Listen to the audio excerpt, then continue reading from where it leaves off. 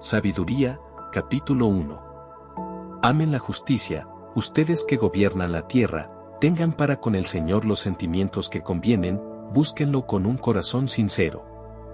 Porque se deja encontrar por los que no lo provocan, se manifiesta a los que le tienen confianza. Sepan que los razonamientos tortuosos alejan de Dios, la omnipotencia pondrá en su lugar a los insensatos que la ponen a prueba. La sabiduría no entrará en un alma mal dispuesta, ni habitará en un cuerpo esclavo del pecado. El Espíritu Santo que nos educa huye de la duplicidad, rechaza los pensamientos estúpidos y se paraliza frente a la maldad. La sabiduría es un espíritu que ama a los hombres, pero no dejará sin castigo al que blasfema, porque Dios conoce sus pensamientos íntimos, ve claro en su corazón y escucha sus palabras. Porque el Espíritu del Señor repleta el universo y mantiene su unidad, conoce, pues, todo lo que se dice. Por eso, cualquiera que tome una decisión injusta no puede escapársele, no quedará sin sanción, éste lo reducirá al silencio. Los proyectos del impío serán investigados, sus palabras serán transmitidas al Señor y sus crímenes serán castigados. Sepan que hay un oído atento que lo escucha todo, y nada de lo que se murmura se le escapa. Déjense pues de quejas injustificadas, eviten los propósitos condenables, pues ni siquiera la palabra dicha en secreto queda sin consecuencias y la boca mentirosa mata al alma. Nada de vida desordenada, eso sería buscar la muerte. No hagan cosas que les acarrearían la desgracia. Porque Dios no hizo la muerte, y no le gusta que se pierdan los vivos. Él creó todas las cosas para que existan. Las especies que aparecen en la naturaleza son medicinales, y no traen veneno ni muerte. La tierra no está sometida a la muerte, pues el orden de la justicia está más allá de la muerte. Los impíos sin embargo llaman a la muerte con gestos y palabras, ven en ella a una amiga y se han prendado de ella, han hecho con ella un pacto y se hacen merecedores de caer en sus manos.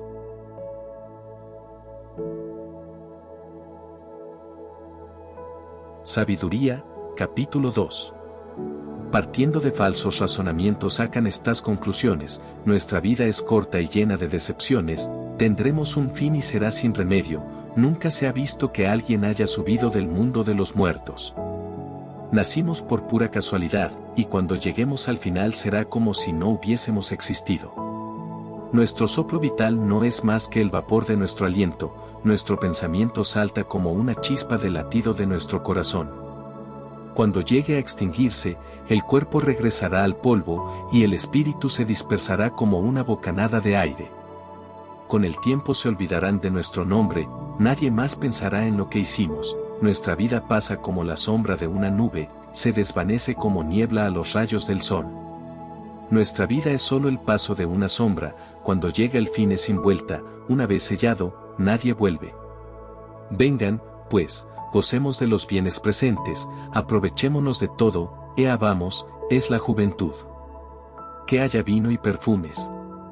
No dejemos que se marchiten las rosas, pongámoslas en nuestra corona. Que nadie de nosotros falte a nuestras comilonas, por todas partes dejaremos recuerdos de nuestras fiestas, pues esa es nuestra herencia y nuestra suerte. Seamos duros con esos pobres piadosos, y lo mismo con las viudas, nada de respeto con los viejos de cabellos blancos. Nuestra fuerza sea la ley. La debilidad es prueba de que uno no sirve para nada. Hagamos la guerra al que nos reprende porque violamos la ley, nos recuerda cómo fuimos educados y nos echa en cara nuestra conducta. Pretende conocer a Dios y se proclama hijo del Señor. No hace más que contradecir nuestras ideas, y su sola presencia nos cae pesada. Lleva una vida distinta a la de todos y es rara su conducta. Nos considera unos degenerados, creería mancharse si actuara como nosotros. Habla de una felicidad para los justos al final y se vanagloria de tener a Dios por Padre. Veamos pues si lo que dice es verdad y hagamos la prueba, ¿cómo se librará? Si el justo es hijo de Dios, Dios le ayudará y lo librará de sus adversarios. Sometámoslo a humillaciones y a torturas, veamos cómo las acepta, probemos su paciencia. Luego condenémoslo a una muerte infame pues, según él, alguien intervendrá. Así es como razonan, pero están equivocados. su maldad los enceguece, de tal manera que no conocen los secretos de Dios. No esperan la recompensa de una vida santa, ni creen que las almas puras tendrán su paga. Pero Dios creó al hombre a imagen de lo que en él es invisible, y no para que fuera un ser corruptible. La envidia del diablo introdujo la muerte en el mundo, y la experimentan los que toman su partido.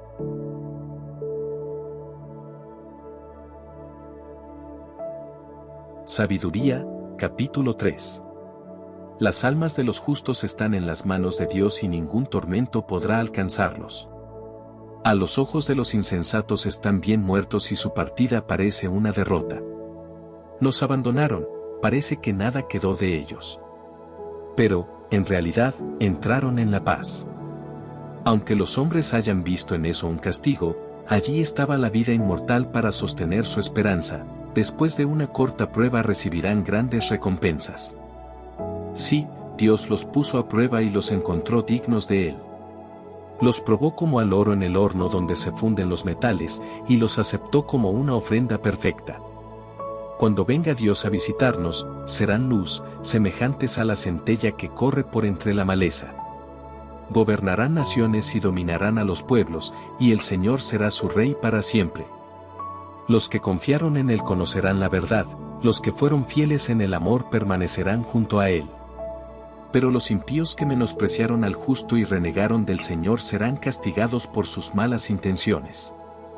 Sí, hay de aquellos que rechazan la sabiduría y la disciplina, para ellos toda esperanza es vana, todo esfuerzo inútil, toda obra estéril.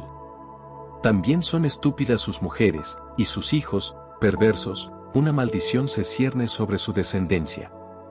Feliz la mujer sin hijos si ha permanecido pura, si no ha tenido alguna unión culpable. Cuando sean juzgadas las almas, se verán sus frutos. Feliz también el eunuco si no tomó parte en el mal ni tuvo pensamientos de rebelión contra el Señor, su fidelidad será bien recompensada, tendrá un lugar de privilegio en el templo del Señor. Porque cualquier esfuerzo por el bien produce frutos admirables, el verdadero conocimiento es una raíz que nunca se seca. En cambio, los hijos nacidos del adulterio no maduran, la descendencia de una unión ilegítima desaparece. Si llegare a suceder que se prolonga su vida, no serán tomados en cuenta y por último envejecerán sin gloria. Y si mueren jóvenes, será sin esperanza, la espera del juicio no les servirá de consuelo. Sí, una raza malvada está condenada a una suerte cruel.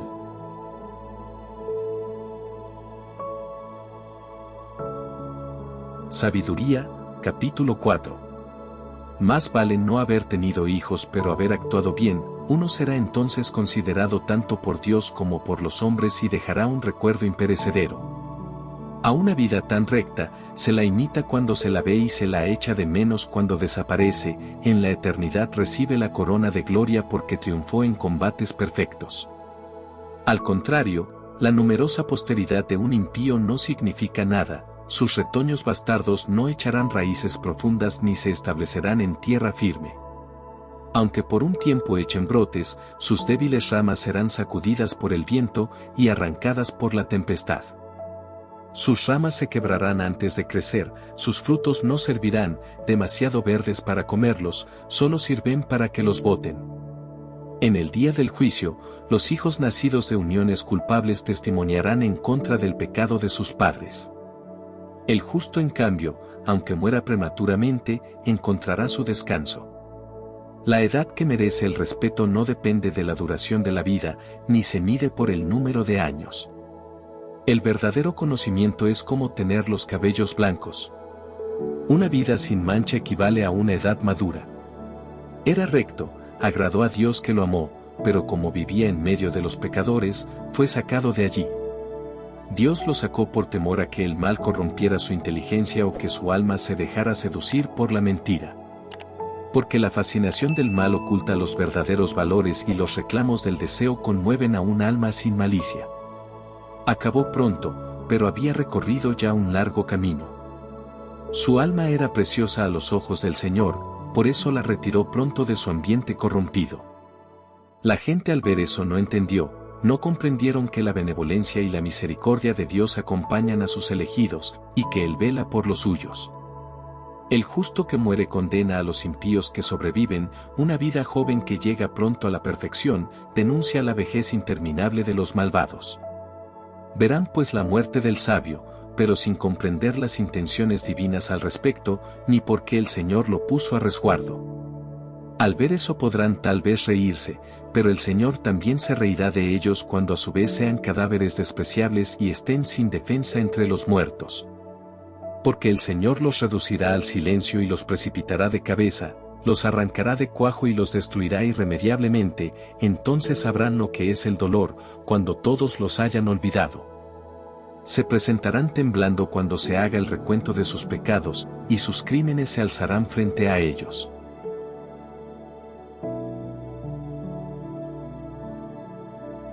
Sabiduría, capítulo 5. Entonces el justo se presentará seguro de sí mismo frente a los que lo persiguieron y que redujeron a nada todos sus esfuerzos. Al verlo comenzarán a temblar de un miedo inmenso, asombrados de ver que se ha salvado contra toda esperanza. Llenos de remordimiento, se dirán, muy angustiados, y con gemidos. Este es al que tomábamos para la risa, el objeto de nuestras bromas, qué imbéciles éramos. Su vida nos parecía una locura, su muerte nos pareció el fracaso final. Y véanlo ahora entre los hijos de Dios, ¿cómo fue que recibió su lugar entre los santos? ¿Cómo nos equivocamos lejos de la verdad? La luz de la justicia no nos iluminó, el sol no se levantó para nosotros. Nos hartamos de injusticias y crímenes, recorriendo desiertos de los cuales no salíamos, en vez de reconocer el camino del Señor. ¿De qué nos sirvió nuestro orgullo? ¿De qué nos valió la riqueza de la que tanto nos enorgullecíamos? Todo eso pasó como una sombra, como un rumor que se disipa, como el navío que corta la espuma del mar y de cuyo paso no queda huella alguna, ni marca de su quilla en las olas. O como el pájaro que atraviesa el espacio y cuyos vestigios de su carrera nadie encuentra, que no deja ninguna señal de su trayecto. Sus plumas rozaron el aire leve, un silbido se produjo al partirlo, batiendo sus alas se abrió camino, pero después, ¿quién encontró alguna huella de su vuelo? O como una flecha disparada al blanco, el aire que va cortando vuelve sobre sí mismo, sin permitir que se vea su camino. Así también nosotros, apenas nacimos desaparecimos, nos hemos agotado en nuestras malas obras y no tenemos mérito alguno que podamos mostrar. Sí, la esperanza de los impíos es como la paja que se la lleva el viento, o como el copo de nieve que arrastra la tormenta, como el humo disipado por el viento, o el recuerdo de un huésped de un día, que se olvida. Los justos, en cambio, viven para siempre, y su recompensa está junto al Señor, cuidan de ellos en casa del Altísimo. Recibirán de manos del Señor la corona magnífica, la diadema radiante con su mano derecha los cubrirá, Guaí con su brazo los protegerá. Su amor celoso lo llevó a tomar las armas, moviliza al universo para castigar a sus enemigos. Toma como coraza la rectitud, Guaí como casco escogió sus juicios equitativos. Su invencible santidad le sirve de escudo, se ha hecho una espada con su cólera inflexible, Guaí junto con él el universo lucha contra los insensatos. Los dardos del rayo darán recto en el blanco, disparados de las nubes como de un arco bien tenso, los granizos de su cólera caerán sobre ellos y el océano se indignará con ello, Guaí los ríos los inundarán sin piedad. El aliento de su poder se alzará contra ello, Guaí los dispersará como el huracán, ese su pecado convertirá a la tierra en desierto, las maldades de los poderosos echarán abajo sus tronos.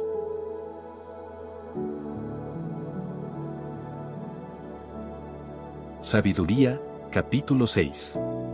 Oh reyes, escuchen y entiendan. Déjense instruir, ustedes que gobiernan las lejanas tierras. Pongan atención, ustedes que mandan a multitudes, que están tan orgullosos de sus numerosos pueblos. Porque el Señor es quien les dio el poder, y la realeza les viene del Altísimo, Él examinará su comportamiento y pondrá al descubierto las intenciones de ustedes. Ustedes son los representantes de su poder real. Ahora bien, si no han juzgado conforme a la justicia, ni han observado su ley, ni procedido según la voluntad de Dios, los declarará culpables bruscamente, de manera terrible. Porque rigurosa es la sentencia para la gente que tiene un alto puesto. Se tiene compasión de los pequeños y se los perdona, pero los poderosos serán controlados estrictamente. El amo universal no teme a nadie, y las dignidades humanas no le impresionan. Él hizo a los pequeños y a los grandes, él se preocupa por todos, pero a los poderosos se los examinará más a fondo. A ustedes, pues, príncipes, me dirijo, para que aprendan la sabiduría y no caigan. Porque los que observan santamente las leyes santas se harán santos y los que las hayan profundizado encontrarán en ellas su defensa. Sean pues ávidos de mis palabras y búsquenlas, los instruirán. La sabiduría es luz y no se opaca, se muestra con gusto a los que la aman, se deja encontrar por los que la aman. Se va al encuentro de los que la quieren conocer, el que por ella se levantó temprano, casi no tendrá que esforzarse, la hallará sentada a su puerta. Apasionarse por ella es la mejor de las ambiciones, el que trasnocha a causa de ella estará pronto sin preocupaciones. Ella misma sale en busca de los que son dignos de ella, se muestra con benevolencia en sus caminos, sale a su encuentro en todos sus pensamientos. El comienzo de la sabiduría es un verdadero deseo de formarse, buscar la instrucción es amarla. El que la ama observa sus leyes, el que obedece sus leyes se asegura la vida que no perece, y la vida que no perece nos pone muy cerca de Dios. Vean, pues, de qué manera la sabiduría nos lleva a la realeza. Pues bien, soberanos de los pueblos, si aprecian el trono y las insignias del poder, honren a la sabiduría y reinarán por siempre. Les voy a decir lo que es la sabiduría y cuál es su origen, no les ocultaré secreto alguno. Quiero seguirla desde sus comienzos y exponerles claramente, sin apartarme de la verdad, todo lo que de ella se puede saber. Porque aquí no hay secretos que guardar celosamente, eso no tendría nada que ver con la sabiduría. Si se multiplicaran los sabios, sería la salvación del mundo, porque un rey inteligente hace la prosperidad de su pueblo. Instrúyanse pues por medio de mis palabras, y con ello obtendrán beneficios.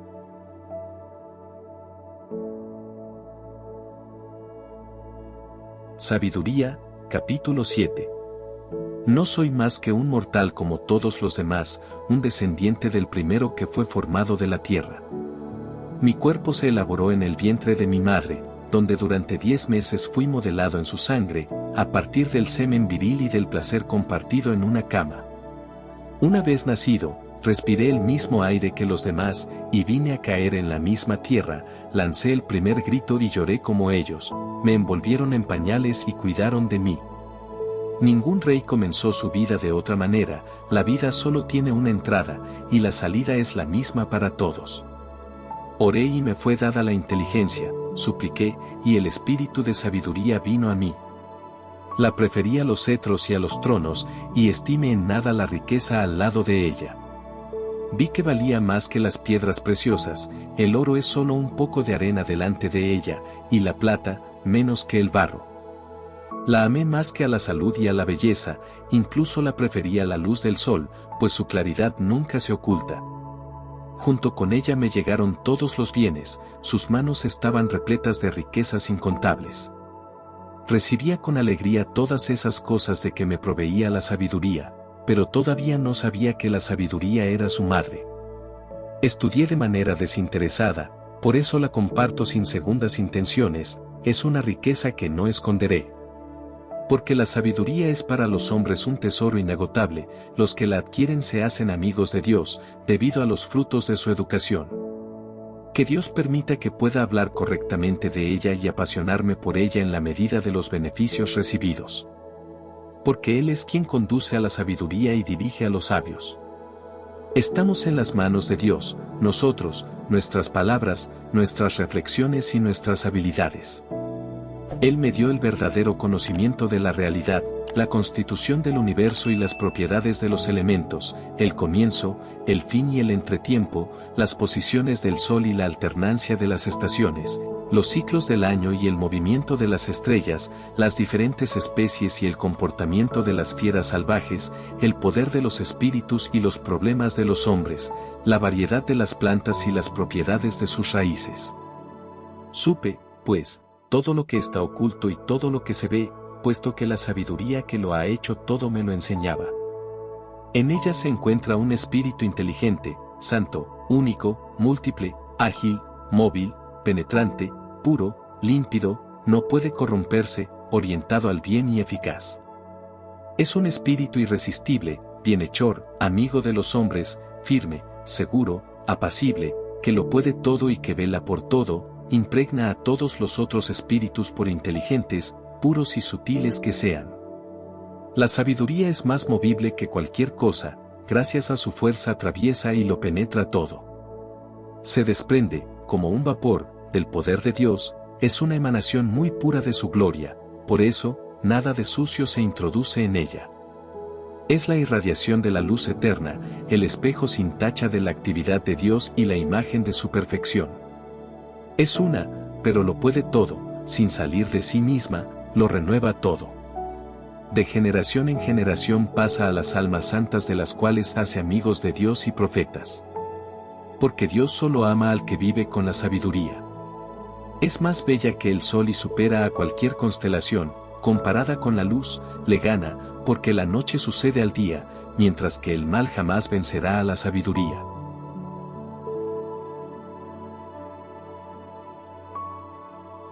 Sabiduría, capítulo 8. Sí, la sabiduría se extiende de un extremo al otro de la tierra, y en todas partes pone orden. La amé y la deseé desde mi juventud, traté de tomarla por esposa, porque estaba enamorado de su belleza. El hecho de que esté cerca de Dios hace resaltar su noble origen, el dueño de todas las cosas la amó. Fue iniciada en el conocimiento mismo de Dios, y ella decide qué obras hay que realizar. Si lo que se desea en el mundo es la riqueza, ¿acaso hay riqueza más grande que la sabiduría, que todo lo realiza? Y si la inteligencia precede a las obras, ¿quién entre los vivos hace las cosas mejor que ella? ¿Aman ustedes la rectitud? Sepan que todas las virtudes son fruto de su trabajo, ella enseña la prudencia y la inteligencia, la justicia y el valor, nada hay en la vida que sea más útil a los hombres. ¿Busca alguien vastos conocimientos? La sabiduría conoce las cosas del pasado y prevé el porvenir, sabe interpretar los discursos y resolver los enigmas, anuncia de antemano las señales de la naturaleza y los prodigios, el fin de las épocas y de los tiempos. Por eso decidí tomarla como compañera de mi vida, sabía que me aconsejaría en los momentos felices y me sostendría en las preocupaciones y en las penas. Gracias a la sabiduría, me decía, seré honrado por las muchedumbres y, a pesar de mi juventud, respetado por los ancianos. Reconocerán en mí un discernimiento penetrante, y los poderosos me admirarán. Si me callo, me esperarán, si hablo, estarán atentos, y aunque se prolongue mi discurso, seguirán escuchándome. Gracias a la sabiduría obtendré la inmortalidad, y dejaré un recuerdo eterno a los que vendrán después de mí. Gobernaré a los pueblos, y se me someterán las naciones. Soberanos temibles se llenarán de temor al oír hablar de mí, seré bueno con mi gente y valiente en el combate. De vuelta a casa, descansaré a su lado, porque su compañía no es amarga, vivir con ella no cuesta nada, sino que, al contrario, trae alegría y felicidad. Así razonaba conmigo mismo. Comprendí que uno encuentra la vida inmortal en la unión con la sabiduría, se adquiere una alegría superior gracias a su amistad, una riqueza perdurable gracias a sus desvelos, la inteligencia cuando se ejercita en entenderla, y la fama en las conversaciones con ella. Salí pues en su busca para traerla a mi casa. Había nacido como niño bien dotado, había recibido como herencia un alma buena, o más bien, siendo bueno, había llegado con un cuerpo sin defectos. Pero también comprendía que el único medio para tenerla era que Dios me la diera, y ya era una señal de inteligencia el haberlo comprendido. Por eso me volví al Señor y le supliqué, le dije con todo mi corazón.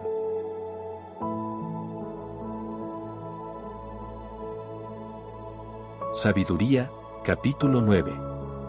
Dios de nuestros padres, Señor de misericordia, por tu palabra hiciste todas las cosas, y por tu sabiduría formaste al hombre para que domine a todas las criaturas por debajo de ti, para que gobierne al mundo con santidad y justicia, y tome sus decisiones con recta conciencia. Dame pues la sabiduría que comparte tu trono, y no me excluyas del número de tus hijos. Mírame, soy tu sirviente, el hijo de tu esclava, un hombre débil cuya vida es breve, demasiado limitado para comprender la justicia y las leyes. Ni siquiera el más perfecto de los hombres será algo sin la sabiduría que viene de ti. Me elegiste como rey de tu pueblo, como juez para tus hijos y tus hijas. Me has dicho que te construya un templo en la montaña santa, un altar en la ciudad donde habitas, a semejanza de esa tienda celestial que habías preparado para ti desde el principio. Junto a ti está esa sabiduría que conoce todas tus obras, que estaba contigo cuando hacías el mundo, que sabe lo que te agrada y está de acuerdo con tus mandamientos. Haz que descienda desde el cielo donde todo es santo, envíala desde tu trono glorioso, para que esté a mi lado en mis trabajos y sepa lo que te gusta. Porque ella todo lo conoce y lo comprende, ella me guiará con prudencia en todo lo que haga, y su majestad me protegerá. Entonces te serán agradables mis obras, gobernaré a tu pueblo con justicia, y seré digno del trono de mi Padre. ¿Quién, en realidad, podría conocer la voluntad del Señor? ¿Quién se apasionará por lo que quiere el Señor? La razón humana avanza tímidamente, nuestras reflexiones no son seguras, porque un cuerpo perecible pesa enormemente sobre el alma, y nuestra cáscara de arcilla paraliza al espíritu que está siempre en vela. Si nos cuesta conocer las cosas terrestres y descubrir lo que está al alcance de la mano, ¿quién podrá comprender lo que está en los cielos? ¿Y quién podrá conocer tus intenciones si tú no les has dado primero la sabiduría o no le has enviado de lo alto tu Espíritu Santo? Así fue como los habitantes de la tierra pudieron corregir su conducta, al saber lo que te agrada, fueron salvados por la sabiduría.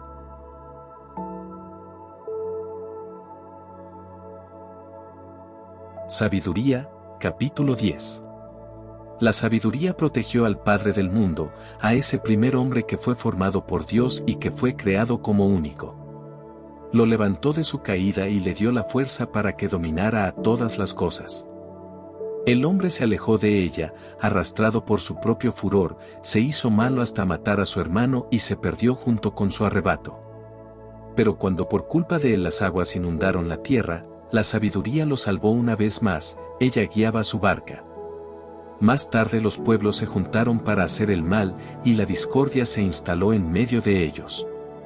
La sabiduría reconoció entonces a otro justo, lo mantuvo irreprochable delante de Dios y le dio la fuerza para sobreponerse a la ternura por su hijo. Ella también libró al justo en su huida, cuando bajaba el fuego sobre las 5 ciudades para aniquilar a los impíos.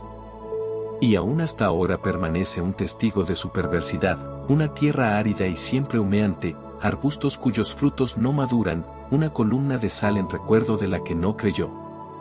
Los que se apartaron del camino de la sabiduría no solo fueron castigados, perdiendo su felicidad, sino que sus ruinas están allí como un recuerdo para todos los vivos, para que sus pecados no sean nunca olvidados. En cambio la sabiduría libró de sus problemas a los que la servían. Condujo por caminos seguros al justo que huía de la cólera de su hermano. Le mostró el reino de Dios y le permitió que conociera a los santos ángeles. Hizo que tuviera éxito en sus trabajos y que fructificaran sus esfuerzos. Lo defendió contra la avaricia de sus amos y lo hizo muy rico. Lo guardó de sus enemigos y lo protegió de los que le tendían trampas. Le dio la victoria en un rudo combate para hacerle entender que la piedad es más poderosa que cualquier otra cosa. La sabiduría no abandonó al justo cuando lo vendieron, lo preservó del pecado. Descendió con él al pozo y no lo dejó solo en la prisión, muy por el contrario, le confió el poder en el reino y le dio autoridad sobre los que lo habían perseguido. Hizo que quedara al descubierto la mentira de sus calumniadores y le consiguió una gloria que no pasará. La sabiduría arrancó al pueblo santo, a la raza irreprochable de manos de la nación opresora. Entró en el alma de un servidor del Señor para hacer frente a reyes temibles, por medio de señales y prodigios. Le dio al pueblo santo el pago por sus penas, los guió por un camino asombroso. Los cubría con su sombra durante el día y los alumbraba como un astro durante la noche. Los hizo pasar el mar rojo, atravesaron las inmensas aguas. Ella se tragó a sus enemigos, para luego echar sus cuerpos a lo más profundo del mar. De ese modo los justos despojaron a los impíos, cantaron himnos a tu santo nombre, oh Señor. Con un solo corazón te dieron gracias, porque tú los habías librado. Porque el Señor abre la boca de los mudos y hace hablar a los pequeñines.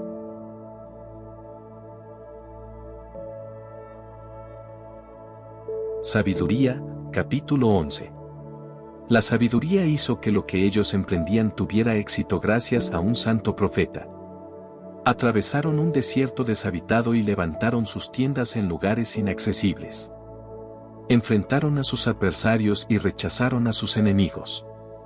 Cuando tuvieron sed, te invocaron, les diste el agua que brotó de una roca dura, sí, una piedra tosca calmó su sed. Los mismos elementos que habían servido para castigar a sus enemigos se transformaban en benéficos para el pueblo santo. Los egipcios vieron como su río, un verdadero río que corría en todas las estaciones, estaba manchado con un barro sanguinolento, era en castigo por el decreto que había ordenado matar a los recién nacidos de Israel.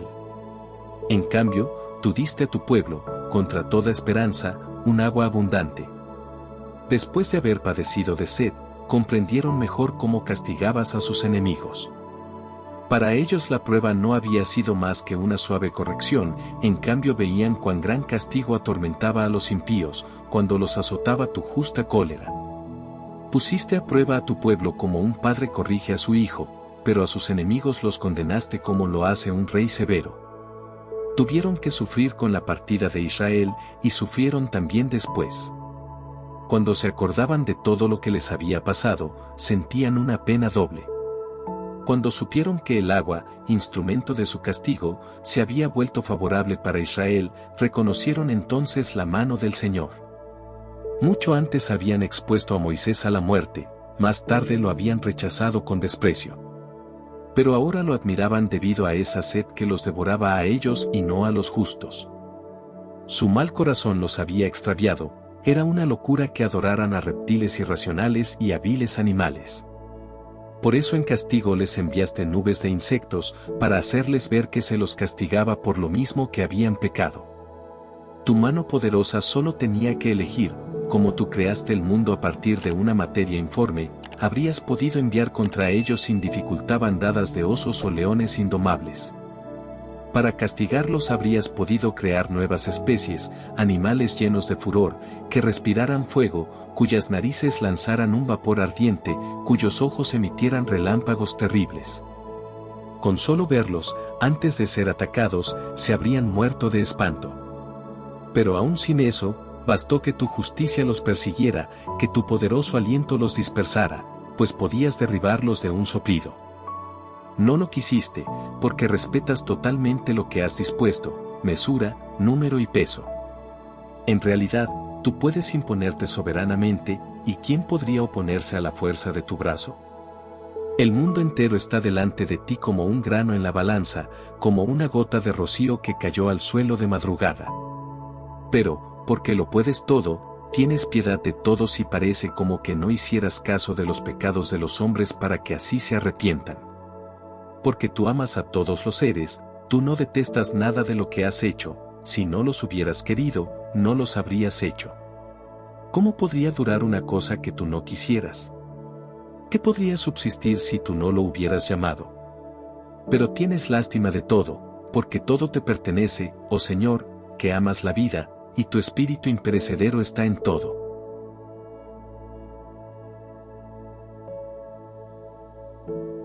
Sabiduría, capítulo 12. Así es como corriges de a poco a los que pecan.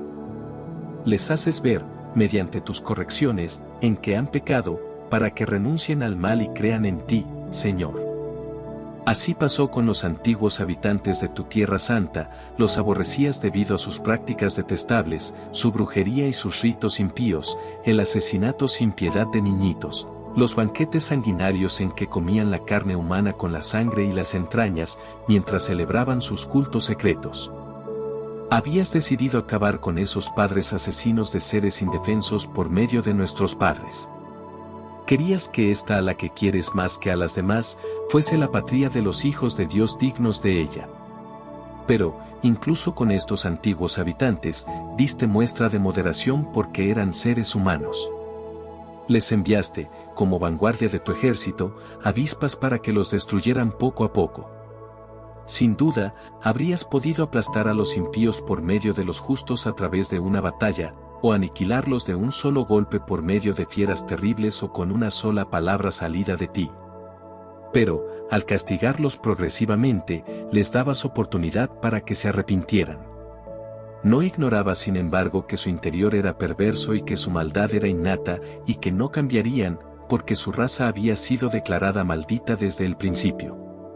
De todos modos, no fue por miedo a alguien que dejaste sin castigo sus crímenes. Porque, ¿quién podría decirte, qué has hecho? ¿Quién podría oponerse a tus decisiones? ¿Quién podría llamarte la atención por aniquilar a naciones que tú creaste? ¿Quién te impediría castigar a hombres injustos? Fuera de ti, que te preocupas de todos, no hay otro Dios al que tengas que probarle que no actuaste injustamente. No hay tampoco rey o soberano alguno que puede oponérsete cuando decides castigar. Puesto que tú eres perfectamente justo, lo haces todo con justicia, harías un mal uso de tu poder si condenaras al que no merece ser castigado. Tu fuerza es el fundamento de tu justicia, como eres el dueño de todas las cosas, puedes también perdonarlas. Muestras tu fuerza a los que ponen en duda tu poder absoluto, castigas la audacia de los que lo desafían. Pero, aunque seas un Señor poderoso, juzgas con moderación y nos gobiernas con mucha paciencia, porque eres libre de intervenir cuando quieras. Al actuar así le has mostrado a tu pueblo que el justo debe amar a todos los hombres, y has dado a tus hijos esa dulce esperanza de que después del pecado les permites que se arrepientan. Incluso con los cananeos, enemigos de tus hijos y dignos de muerte, actuaste con moderación e indulgencia para darles tiempo y oportunidad a que se convirtieran. Pero con tus hijos actuaste todavía con más miramientos, ya que estabas ligado a sus antepasados por juramentos, alianzas y tantas otras bellas promesas. De tal manera que cuando castigas a nuestros enemigos con moderación, lo haces para que aprendamos, para que pensemos en tu bondad cuando nos toque ser jueces, y para que confiemos en tu misericordia cuando seamos juzgados. A los que vivían alocadamente en el mal, los castigaste por medio de sus ídolos abominables. Habían llegado muy lejos por los caminos del error, tomando como dioses a los animales más feos y más despreciables. Se habían dejado engañar como niños sin juicio. Así como a niños que no piensan, les dirigiste primero una leve advertencia, pero no comprendieron esos benignos reproches, así que merecían experimentar el juicio de Dios. En medio de sus sufrimientos, se indignaron con esos animales a los que habían tomado por dioses y que ahora se transformaban en los instrumentos de su castigo. Entonces descubrieron y reconocieron como Dios al que antes se negaban a ver, ese fue el motivo del castigo supremo que recayó sobre ellos.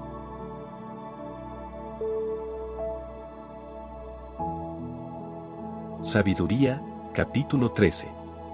La incapacidad natural del hombre se revela en su ignorancia de Dios. Todo lo que admiran por su valor no los llevó a conocer al que es. Se quedaron con las obras y no reconocieron al artesano. Consideraron como dioses que gobiernan el mundo tanto al fuego como al viento, a la brisa, el firmamento estrellado, el agua impetuosa o las luminarias del cielo. Fascinados por tanta belleza, los consideraron como dioses, pero entonces, ¿no debieron haber sabido que su soberano es todavía más grande? Porque solo son criaturas del que hace que aparezca toda esa belleza. Si estaban impresionados por su fuerza y su actividad, debieron haber comprendido que su Creador es más poderoso aún. Porque la grandeza y la belleza de las criaturas dan alguna idea del que les dio el ser.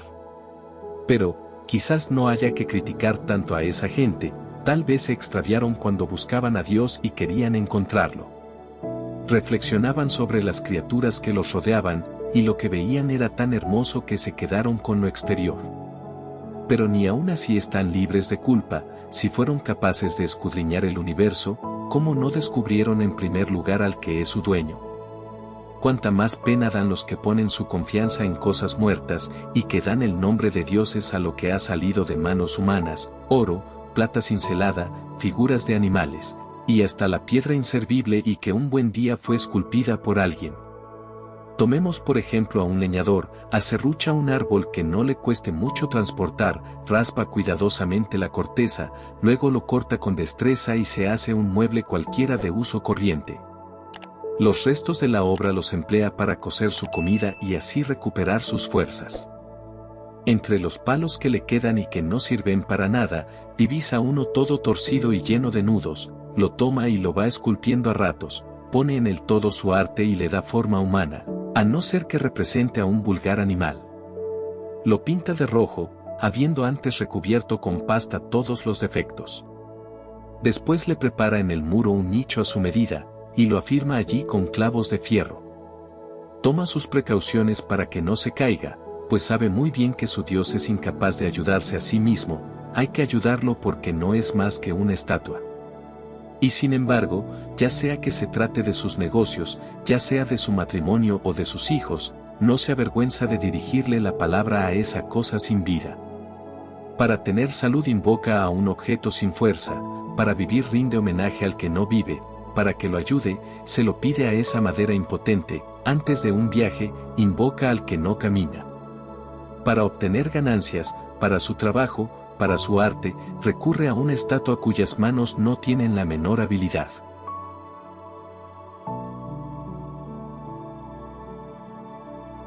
Sabiduría, capítulo 14. Veamos a otro que se prepara para embarcarse. Antes de enfrentar el furor de las olas, invoca a un pedazo de madera más frágil aún que la embarcación que lo llevará. Ese barco nació del afán de ganar plata, y el arte del técnico lo confeccionó, pero es tu providencia, oh Padre, la que lo conduce. Tú has abierto un camino en el mar y trazado una ruta segura por entre las olas. Así nos demuestras que puedes salvarnos en cualquier parte, aunque uno se embarque sin gran experiencia.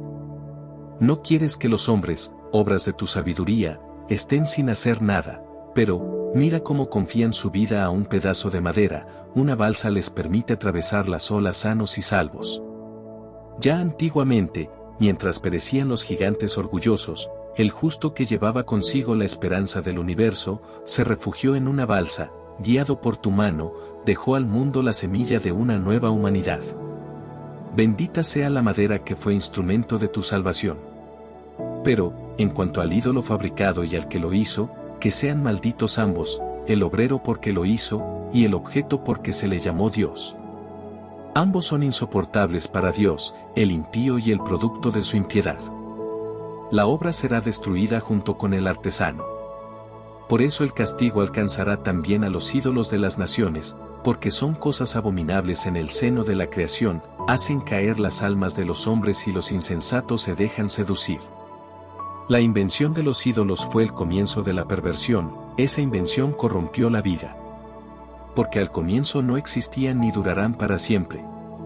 La vanidad humana los introdujo en el mundo y por eso su destrucción está decidida.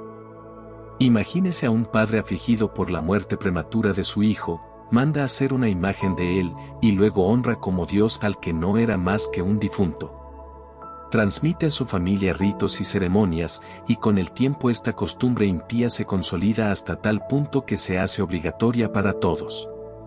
De igual modo se veneran estatuas por orden de los príncipes.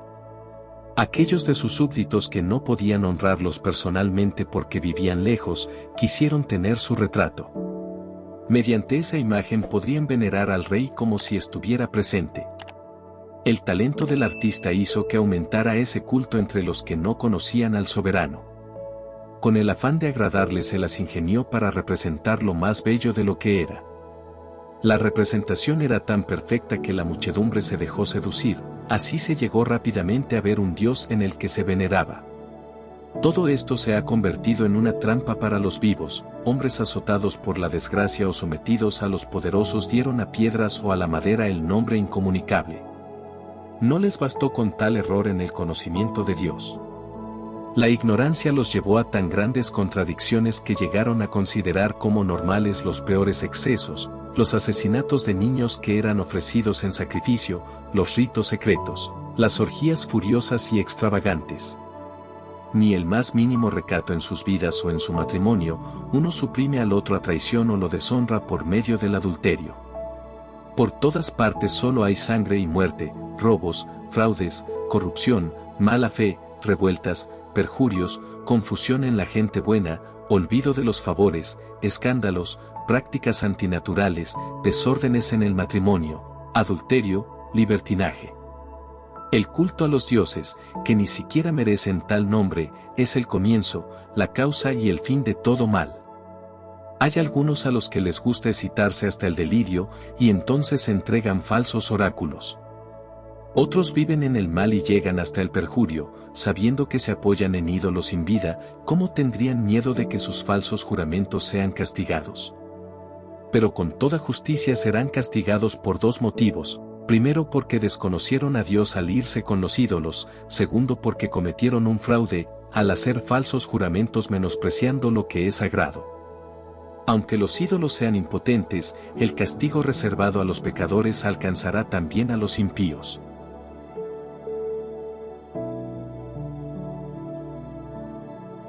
Sabiduría, capítulo 15. Pero tú, oh Dios nuestro, eres bueno y veraz, tú eres paciente y gobiernas el universo con misericordia. Aunque pequemos, somos tuyos, pues reconocemos tu poder, pero, sabiendo que somos tuyos, evitaremos el pecado. Toda la rectitud consiste en conocerte, reconocer tu poder es el punto de partida de la inmortalidad.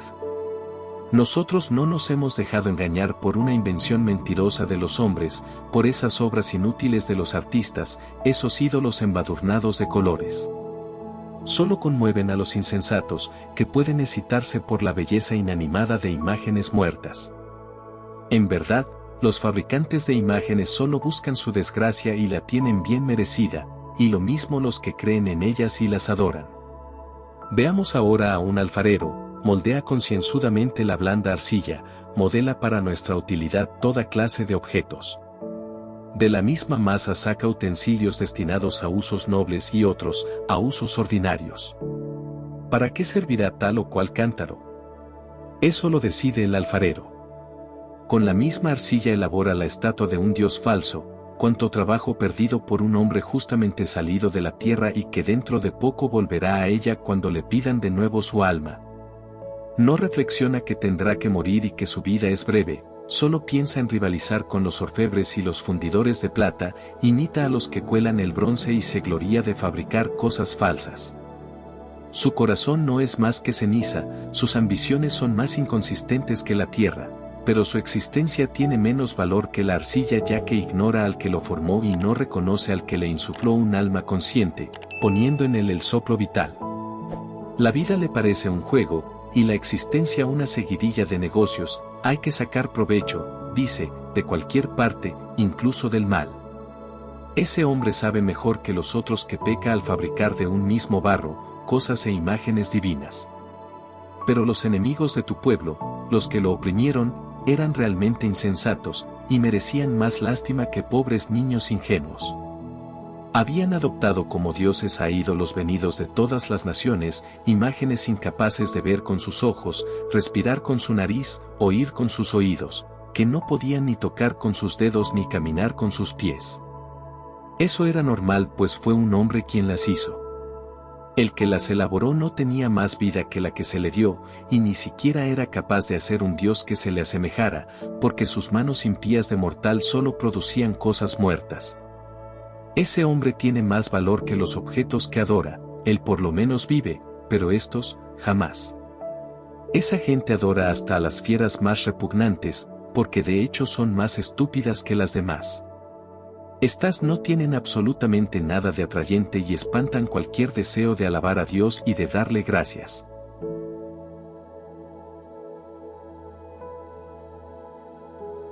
Sabiduría, capítulo 16.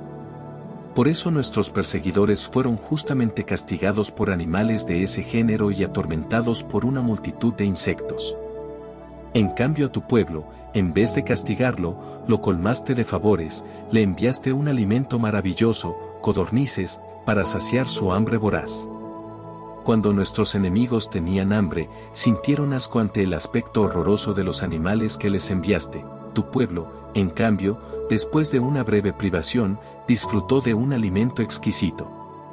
Era necesario que se castigara a los opresores con un hambre implacable, y que tu pueblo, en cambio, viera de qué manera eran torturados sus enemigos.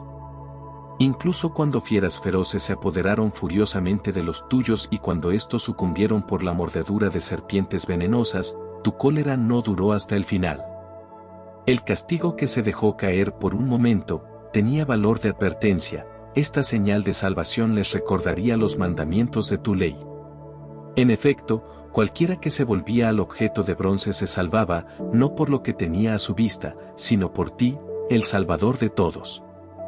Y allí una vez más mostraste a nuestros enemigos que eres tú el que envía cualquier castigo. Eran mordeduras de langostas y de moscas que les provocaban la muerte, sin que se encontrara remedio para mantenerlos con vida, esa era la prueba de que tenían ese castigo totalmente merecido.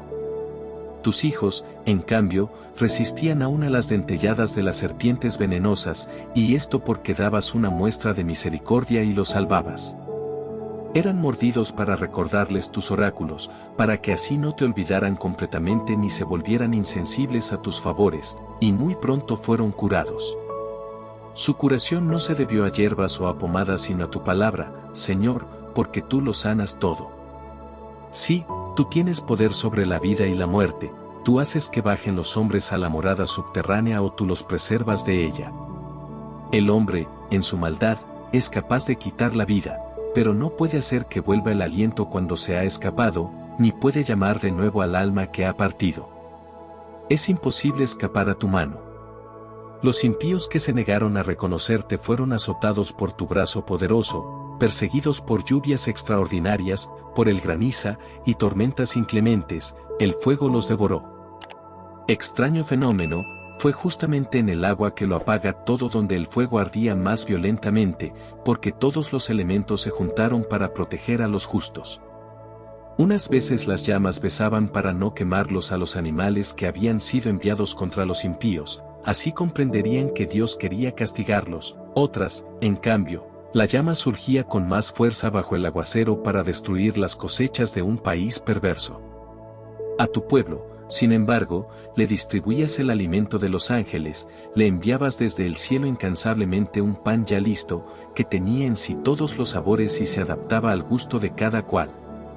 Ese alimento demostraba tu ternura por tus hijos, ya que respondía a los deseos del que lo comía y se transformaba en lo que quería cada uno. Se parecía a la nieve, pero soportaba el fuego sin derretirse, mientras que por ese tiempo las cosechas de los enemigos eran presa de las llamas que ardían en medio del granizo, los relámpagos brillaban bajo la lluvia. Pero el fuego parecía haber perdido sus propiedades cuando se trataba del alimento de los justos. Tu creación está a tu servicio porque tú eres su autor. Se dedica a castigar a los malos, y luego se ablanda en favor de los que en ti ponen su confianza. Para servir a tu bondad, que da a todos el alimento, se transformó, acomodándose al deseo de los que la necesitaban. Así aprendieron tus hijos muy queridos, Señor, que no son los productos de la tierra lo que alimenta al hombre, sino que es tu palabra lo que sostiene a los que creen en ti. Ese alimento que el fuego no podía destruir se derretía con el calor del primer rayo de sol, para que así supieran que hay que adelantarse al sol para darte gracias y rezarte desde el amanecer. Pues los proyectos de los ingratos se derretirán como la escarcha invernal y se escurrirán como agua que se pierde.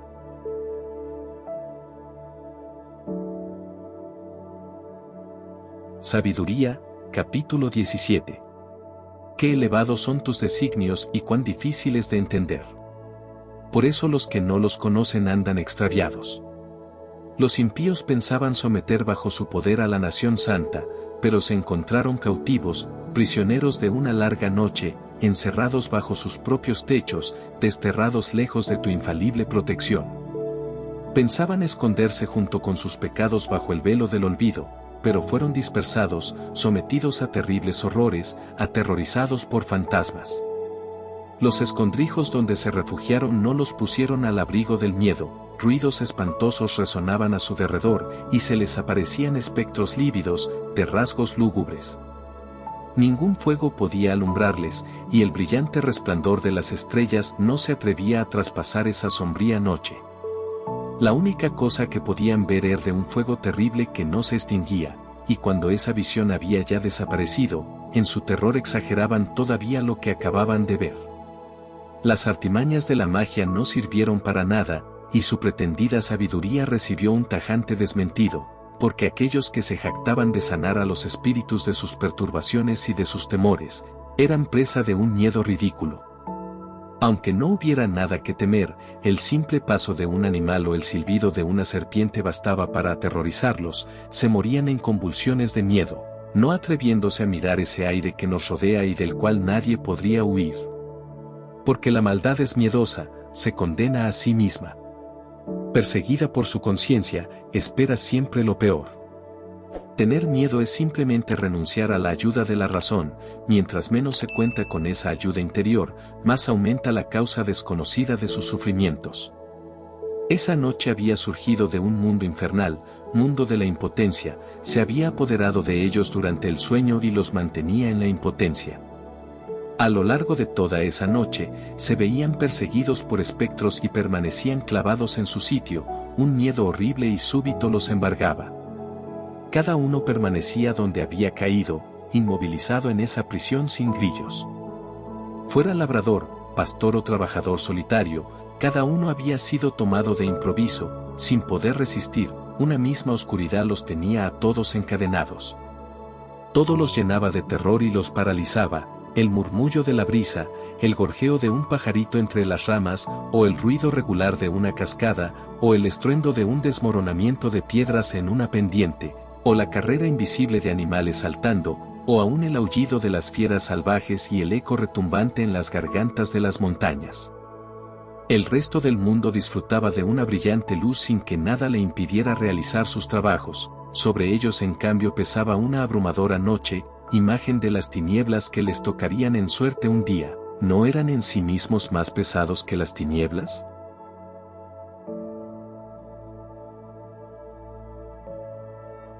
Sabiduría, capítulo 18. Para tus santos, sin embargo, resplandecía la luz. Los egipcios no los veían, pero los oían y pensaban que habían tenido mucha suerte al librarse de ellas. Además les agradecían que no se vengaran después de todo lo que habían sufrido, y les pedían perdón. En vez de esa oscuridad diste a tu pueblo una columna de fuego para que los guiara en su viaje a la aventura, su gloriosa migración se iba pues a hacer bajo un sol que no los quemaría. Los egipcios merecieron esa privación de la luz, esas tinieblas que los aprisionaban, ¿no habían ellos acaso retenido cautivos a tus hijos que debían llevar al mundo la luz inapagable de tu ley? Quisieron exterminar a los recién nacidos del pueblo santo, Moisés fue el único que se salvó entre los que eran abandonados. Para castigarlos, hiciste perecer a un gran número de ellos, luego los ahogaste a todos juntos en el mar impetuoso. Esa noche había sido anunciada a nuestros padres, para que supieran después valorar tus promesas y depositaran en ellas su confianza. Tu pueblo, pues, aguardaba el momento en que los justos serían salvados y sus enemigos, arruinados. Al castigar a nuestros adversarios cubriste de gloria a tus elegidos, es decir, a nosotros mismos. Tus santos hijos, la raza de los buenos, ofrecieron pues en secreto el sacrificio y se comprometieron a observar esa ley divina. El pueblo seguiría siendo solidario tanto en los éxitos como en los peligros, después de lo cual entonaron los cantos de sus padres. En ese mismo momento le hacían eco los clamores confusos de sus enemigos, junto con los gritos lastimeros de los que lloraban a sus hijos. Una misma sentencia había castigado al servidor y a su patrón, el hombre del pueblo sufría lo mismo que el rey. Lloraban a sus innumerables muertos, derribados todos por la misma muerte, los vivos no daban abasto para enterrarlos, la flor innata de esa raza había perecido en un instante. En un primer momento se habían negado a creer, engañados por sus magos, pero después de la muerte de sus primogénitos reconocieron que este pueblo era hijo de Dios. Cuando todo estaba tranquilo en medio del silencio, y había transcurrido la mitad de la noche, tu palabra omnipotente se lanzó desde lo alto de los cielos, donde está junto a tu trono real, y se precipitó como un guerrero furioso sobre el país condenado al exterminio. Llevaba como espada acerada tu irrevocable decisión, tocaba el cielo y pisaba la tierra, cuando golpeaba esparcía la muerte por todas partes.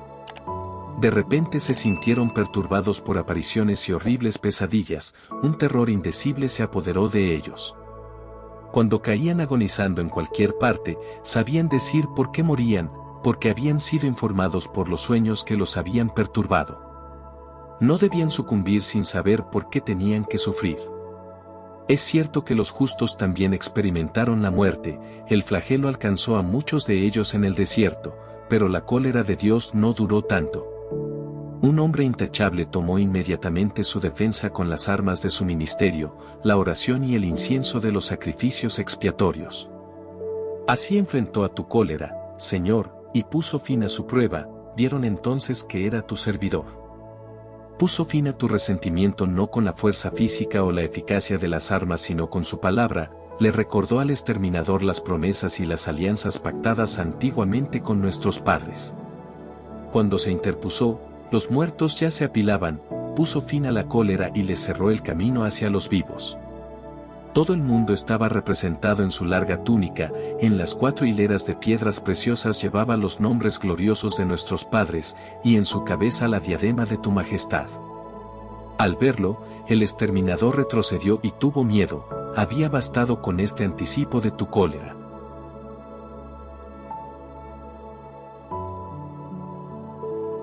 Sabiduría, capítulo 19.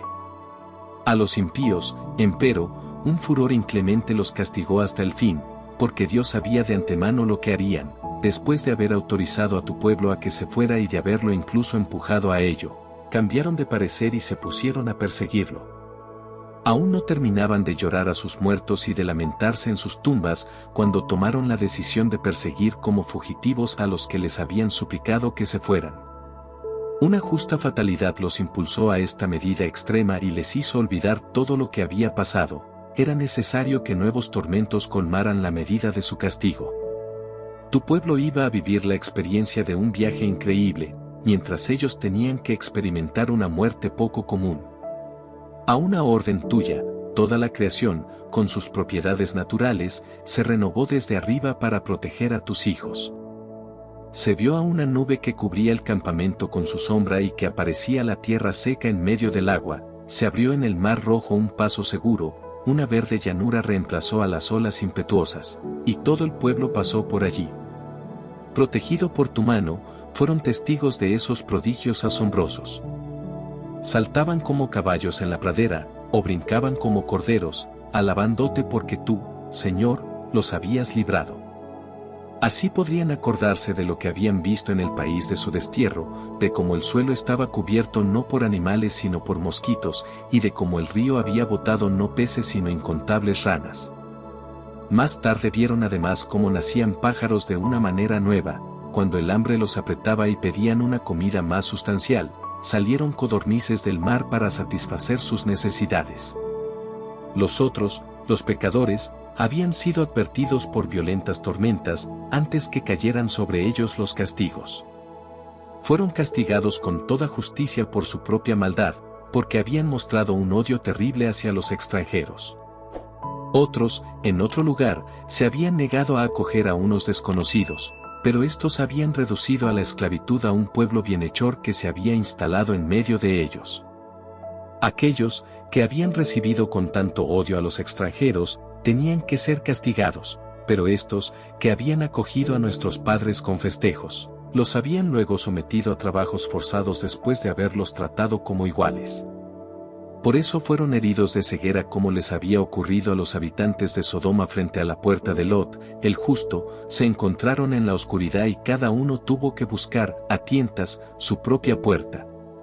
Fue como si los diferentes elementos del mundo intercambiaran sus propiedades, igual como en la cítara la alternancia de los sonidos cambia el ritmo, conservando sin embargo cada nota su propia tonalidad. Y si se examinan los hechos, eso fue justamente lo que pasó. Lo que vive en la tierra se adaptó al agua, lo que está hecho para el agua se volvió terrestre. El fuego ardía más fuerte al contacto con el agua, y ésta se olvidó de apagarlo. Las llamas no quemaban a los frágiles insectos que las atravesaban, ni hacían que se derritiera el maná, ese alimento divino que debió licuarse como la escarcha en un instante. De cuántas maneras, Señor, has exaltado y glorificado a tu pueblo. Nunca lo has olvidado, sino que lo has asistido siempre y en todas partes.